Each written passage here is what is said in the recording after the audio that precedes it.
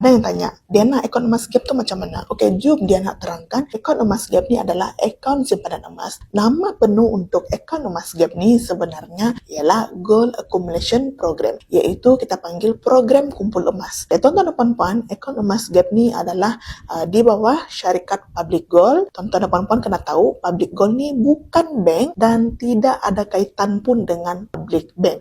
Okey, so apa pula kelebihan akaun emas gap ni tuan-tuan dan puan-puan? Ini mesti ramai yang mau tahu kan? Okey, jom.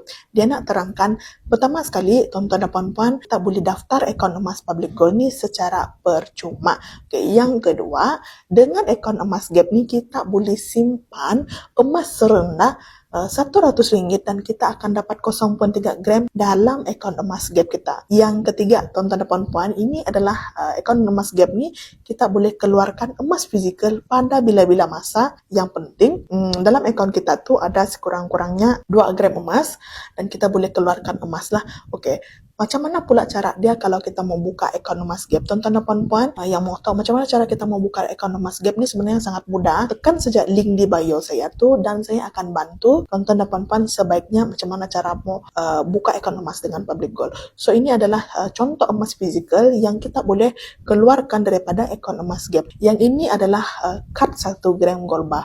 Kalau kita mau keluarkan kad 1 gram ni daripada akaun gap, tuan-tuan dan puan-puan perlulah ada sekurang-kurangnya 2 gram emas dalam akaun emas gap. Okey. Kalau tuan-tuan dan puan-puan mau keluarkan 1 dinar pula, tuan-tuan dan puan-puan perlulah kumpul sehingga cukup 5.25 gram dan keluarkan 1 dinar. Kalau tuan-tuan dan puan-puan guna saja akaun emas gap ni untuk kumpul emas sedikit demi sedikit sehingga kita capai target simpanan kita lah. Kalau tuan-tuan dan puan-puan mau saya bantu, klik link di bio, nanti dia nak guide lagi lebih detail tentang akaun emas gap. Okey?